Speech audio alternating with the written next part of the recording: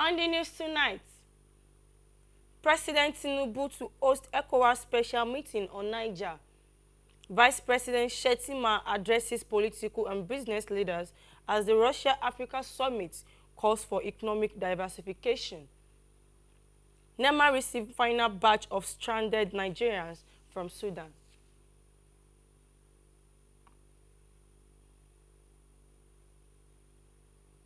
Good evening, you are welcome to NTA Ijebu Day News at 7. My name is Titilayoke. Thanks for staying tuned with us. Now the news in details. Following the coup in Republic of Niger that has upended the constitutional political leadership in ECOWAS, authority of heads of state and governments, President Bola Tinubu will host a special meeting of the region leaders on Sunday, July 30th in Abuja. The report. He personally signed condemned the current political situation in the neighboring country and promised that ECOWAS and the international community will do everything to defend democracy and ensure democratic governance continues to take firm root in the sub-region. U.S. Vice President Kamala Harris and United Nations Secretary General Antonio Guterres, in separate telephone calls Thursday evening with President Tinubu, affirmed the support of the U.S. and UN for the position taken by ECOWAS and the Nigerian leader to restore constitutional order in Niger.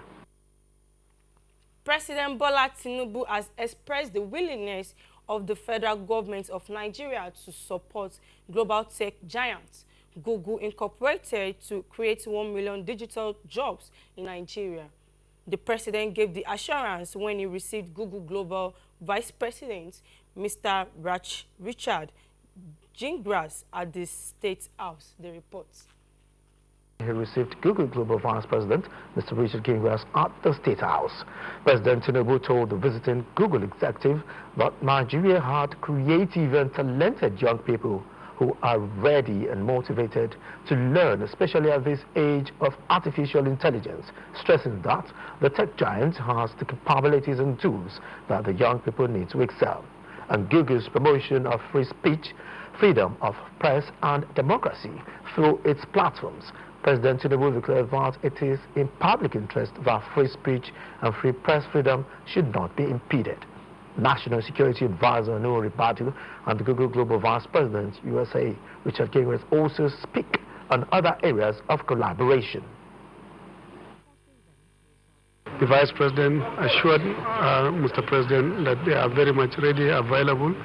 They are also helping us in the areas of misinformation and things that will help also openness, transparency and accountability generally in governance and in the way we do our things. We also discussed a couple of other things to do with helping us how we can continue to live in peace, stability and security.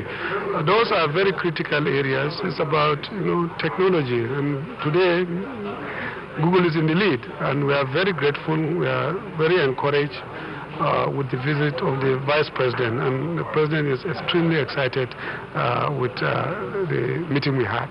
Google is committed to Nigeria. We believe strongly in the importance of developing the digital skills in your society as we have in other societies in our own, and we look forward to being a supportive partner in that regard. Okay, what precisely are we expecting in terms of helping Nigeria to fight insecurity and cybercrime? Well, I think, first of all, in any society and democracy, it's important that we have a skilled society and that we develop the digital skills within that society.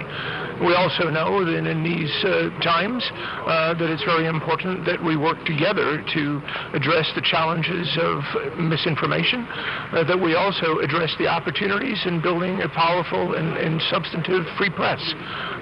And that's what I learned here. That's what I was inspired by when I have been here meeting with many people in the community, and I look forward to returning.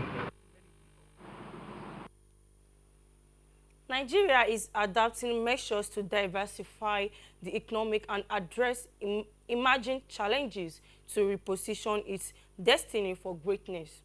Vice President Kashim Shettima stated this while addressing political leaders at the second plenary session of Russia-Africa Summit holding in St.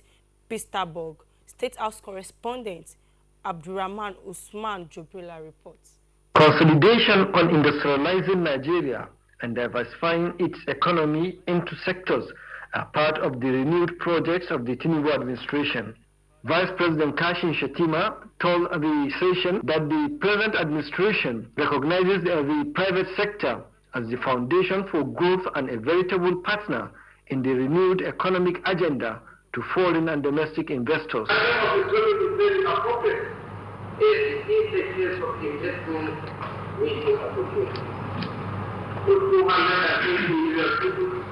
Nigeria has unrivaled investment opportunity with an attractive return on investment and a developed economy in Africa. It is against this background that the expectation from people remains high that the investment in Africa and Nigeria is very important and highly desirable. About investment opportunities in Nigeria, Vice President Kashim Shettima invited Russian companies to take advantage of the vast potentials in Nigeria, being the largest market in Africa, to invest in strategic areas to drive maximum benefits. On peace and security, the Vice President said Nigeria remains non-aligned in any conflict situation, but is deeply concerned about the potential impact of the crisis on global peace and security, calling on Russia and Ukraine to resolve their conflict through diplomatic means, as that is the best option for resolving and fostering international peace and security. Vice President Shettima commended President Putin and the Russian government for convening the summit, saying the Tinubu administration is implementing a homegrown and private sector-driven economic agenda that is predicated on good governance, infrastructure and human capital development, as well as business climate reforms, with the expected outcomes in job creation and poverty reduction. President Putin, who spoke on a wide range of areas of cooperation between Nigeria and Russia, including security and defense, commerce, agriculture and climate agenda, reiterated his country's commitment to the full economic transformation of the African continent. The Russia-Africa Economic and Humanitarian Summit is an avenue that will also push the economic reforms of the Tinubu administration. From St. Petersburg, Russia, I'm Abdurrahman Jobrila, NTA News. Efforts to address the welfare of Nigerians and at the same time fast track on ongoing rebuilding process must recognize and encourage the role of women at various levels. Nigeria's First Lady Oluremi Tinubu made a submission when she received wives of former governors in her office. State House correspondent Adeniyi Taiwo reports. Ways of power on May 29 this year, the current administration has embarked on reforms in various sectors, including energy, education, and agriculture. Even when they promise a lot of dividends, these reforms sometimes attract a bit of temporary inconveniences. Having acknowledged this fact and taken on the task of providing relief and empowerment for women, children, and other vulnerable groups through our Renewed Hope initiative, Nigeria's First Lady Oluremi Tinubu is leaving no stone unturned to build a large base that can effectively drive the national program. Her meeting with wives of former governors at the villa is headed in that direction. These are mothers of this nation in their various stations, and we need them. I can't go everywhere all at once, so I need them to represent the government and to help me with the job. So despite the first ladies are there, nobody is encroaching on anybody. Even if it is reaching out to the next neighbor, they should help. So if we can cushion whatever inconvenience we are going through now, it will go a long way. Women, she says, are critical to national development and as such should get more roles, a fact that our initiative is willing to push to achieve results. I thought about, wives of in the Christian community, in the Muslim community. I've tried to reach out, and also the wives of royal fathers. All hands have to be on deck, like they used to say, for this country to move forward. From the enthusiasm of our guests, it is obvious that the First Lady and her vision is in the right hands. What is happening now is a recognition that women matter, that mothers matter, because we have a lot of influence in our communities, in our households. And so it's not just about bringing former first ladies together. It's about recognizing the power that women have wherever they are in their local communities, and to understand that we can't achieve any of our development goals as a nation if we do not invest in the empowerment of women. Prior to this engagement, the First Lady had sought and got the nod of state governors' wives as well as female federal lawmakers for our pet project. Adeni Itaiwo, NTA News. Ahead on International Investment, Trade and Commodity Summit to be hosted by Nigeria. Trade exports has expressed confidence in Nigeria's potential in the case to increase exports of made in Nigeria products and services through international partnerships. The reports. Which generated a total of 35.1 billion naira for the economy as customs duty in 2021 is to aid widespread economic growth. This is the belief of the Nigeria Export Processing Zones Authority. The reason the authority and Oil and Gas Free Zones Authority are extending a hand of collaboration to the Nigeria Customs Service for more revenue to aid government spending. Look at what others are doing and let's just emulate them and do it better to make things easier for investors to come. Nigeria should be the choice, especially now.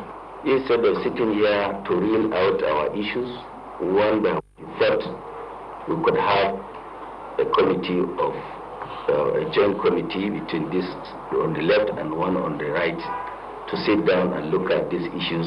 Bringing in investment, earning forex to the economy, skills transfer, and of course creating employment for Nigerians. These are all very, very noble objectives, and whatever it takes for all our stakeholders to have a shared understanding, we must do that. As the world continues to work towards attaining the sustainable development goals, Lagos State government is working with the Kingdom of the Netherlands to adopt circular economy, which requires turning waste to wealth for environmental sustainability across the metropolis. This informed part of the message by Governor Babajide Sanwo-Olu at a two-day summit on a circular economy hotspot organized by the Ministry of Environment in Lagos. Musa Toliat completes the report.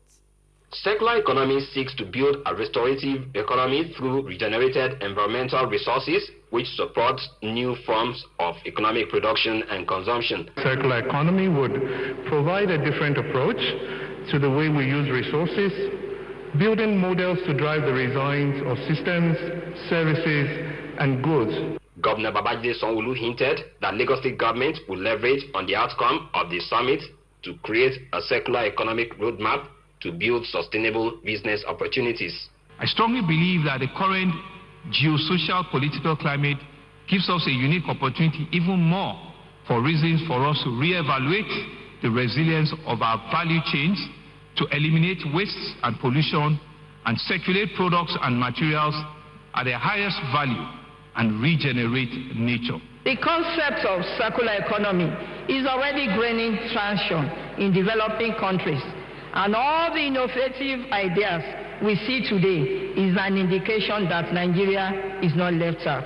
The Kingdom of the Netherlands and United Nations Industrial Development Organization expressed readiness to work with Nigerian government to address environmental sustainability initiatives for economic growth.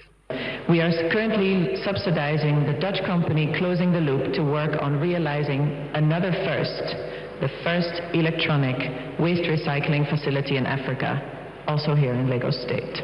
Currently, UNIDO is collaborating with donors, development partners, and national stakeholders to effectively support Nigeria and state governments to manage plastics, solid waste, e-waste, and pollution. The theme of the two-day event is Towards a Circular and Resourceful Economy, the Future Lagos.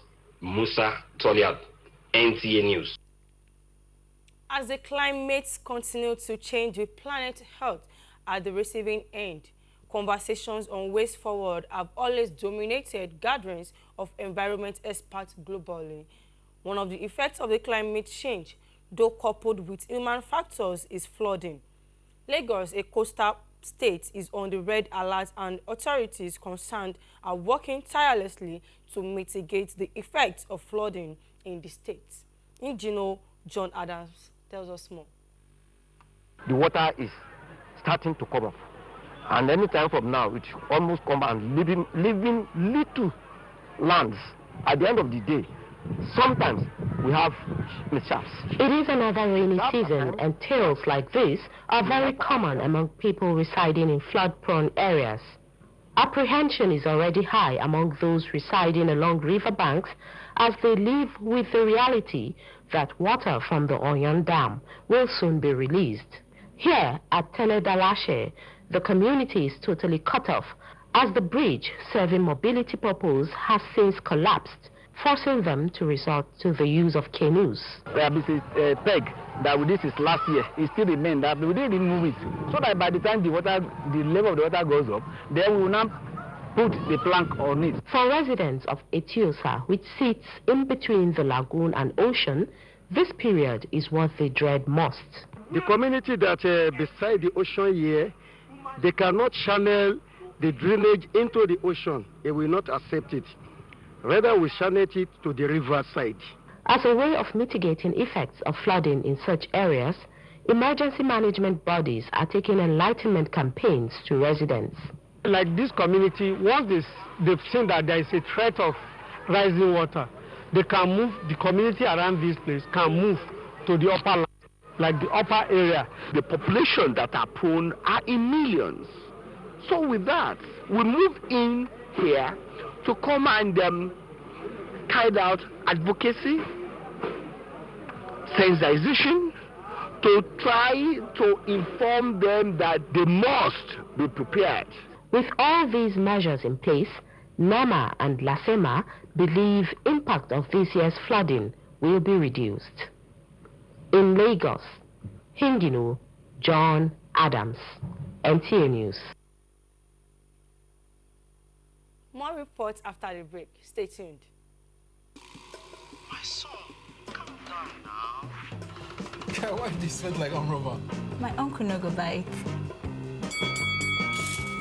Uncle! What's up? Uncle, meet Andy. He has come to ask for my hand in marriage. Good morning and good afternoon, sir. What about good night? Are you seeing a movie? What nonsense! Son, you are in control. No, sir. It's my parents in the village. I'm doing a video call since they can't be here. Bẹ̀rẹ̀kẹ̀tẹ̀ jẹ́ àǹfààní ọgọ́rùn-ún mẹ́fà owó ìpè ọ̀fẹ́ àti àfikún ìdá ẹ̀ẹ́dẹ́gbẹ̀rin ní gbogbo ìgbà tó o bá fowó sórí ẹ̀rọ ìpè rẹ pẹ̀lú àfikún tó tó ìdá ọgọ́rùn-ún lórí ètò dátà.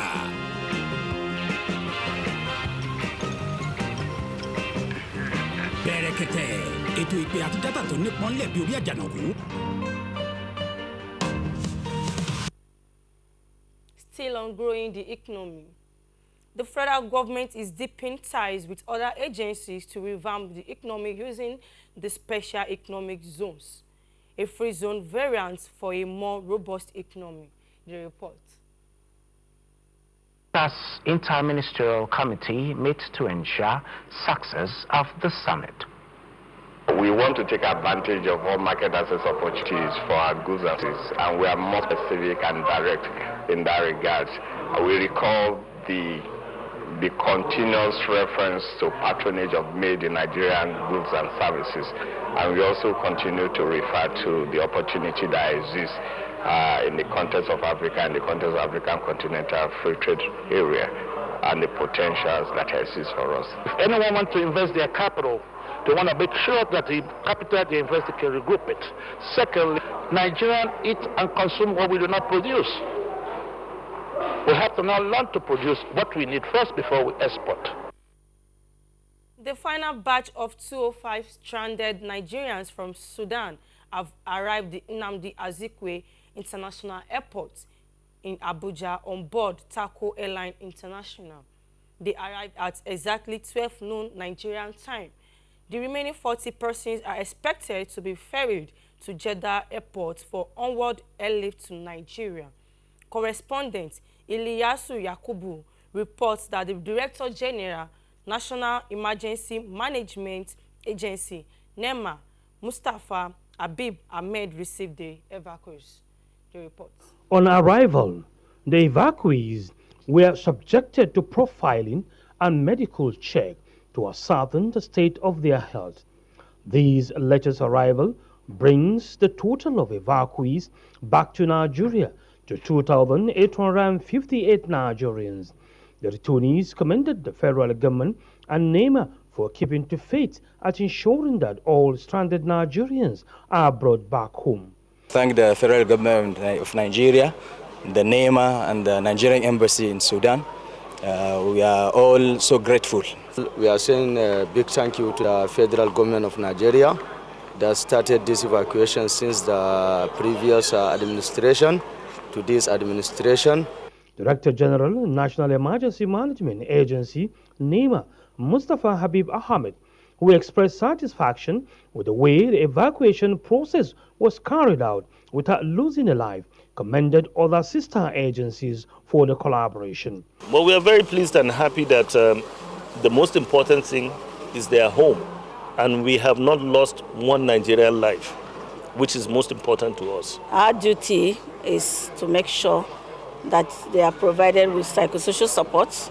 You know, now that they are here, they've gone through a lot of trauma. The evacuees were provided with 100,000 naira each, courtesy Dangote Foundation as transportation fare. In Abuja, Ilyasu Yakubu, NTA News. The Independent National Electoral Commission, INEC, has expressed concern over early warning signs of electoral violence ahead of Imo, Kogi, and Bayelsa governorship polls. Chairman of the commission, Professor Mahmood Yakubu, at a 2023 post-election review meeting in Abuja with the Interagency Consultative Committee on Election Security, urged security agencies to be proactive. Timothy Yusuf reports that the National Security Advisor, Nuhu Ribadu, and the Acting Inspector General of Police, Kayode Egbetokun, were part of the meeting. The report. It is a combination of both the regular consultative engagement and a review of the 2023 general election between the election management body, INEC, and members of the security agencies who are considered strategic partners in the electoral process. INEC Chairman Professor Mahmood Yakubu emphasized that although election is a multi-stakeholder activity driven by the Commission, a secure environment for the conduct of peaceful election is the responsibility of the security agencies working in partnership with INEC. The synergy enabled us to overcome many of the challenges prior to the 2023 general election, including the targeted attacks on INEC offices nationwide. Ahead of the November 11 off-cycle governorship election in Imo, Kogi, and Bayelsa states, the INEC chairman explained that some specific security issues of concern were identified. While maintaining strict neutrality, security agencies should be decisive in taking action against purveyors of violence and other undemocratic activities. We have had a very peaceful election, probably the best ever in our history. We believe that we are in a position to guarantee safety of Nigerians. The NSA assures that the conduct of future elections in Nigeria will continue to improve. Timothy Yusuf, NTA News. The need for security operatives to equip themselves with the knowledge of information and communication technology as tool for combating cybercrime has been stressed. This formed part of several opinions shared by security experts at a look launch on emerging information and communication technology threats to national security. Francis Udojo brings us the details. The launch of 104-page and 5-chapters book titled Emerging ICT Threats and Nigeria's National Security, A Practitioner's Perspective, tends to educate the public on the capacity of ICT to advance national security, but also as a tool for undermining the nation's security. The author of the book, a trained architect and a retired Assistant Director General of DSS, Stan Azodo, identified lack of appropriate laws policies, and capacity of institutions to address cybercrimes resort to threats on national security. What do you intend to achieve with this? Yes, it's to simply improve national security and also see how we can best make use of ICT to improve our life. Reading this book, I've been able to know how to avoid some of the frauds that lots of people experience. A book like this will act as a reference to point those pitfalls and direct our attention to the preventive measures to take. Officers saddled with the responsibility of combating national security cyber threats are of concern, especially now that Nigeria is making concerted efforts against multidimensional crimes. The recommended education on cyber crimes and building of value system to advance national security. The book is on emergent threats associated with ICT revolution, and in the context of Nigeria with respect to national security. And the author identified a number of challenges. I think if we really want to take it, we must start from first with education. He is making a very, very good, contribution in the sense that a lot of people will get more enlightened and then of course realize that they have a role to play in trying to contribute to the security of our nation. Guests at the launch were of the views that cyber fraud, cyber terrorism, as well as social media fraud constitute major threats to national security. They expected that government formulate policies to help address these challenges for national development. In Abuja, Francis Udojo, NTA News. So we have for you for tonight. I am Titilayo, okay? Thanks for staying tuned with us. Good night.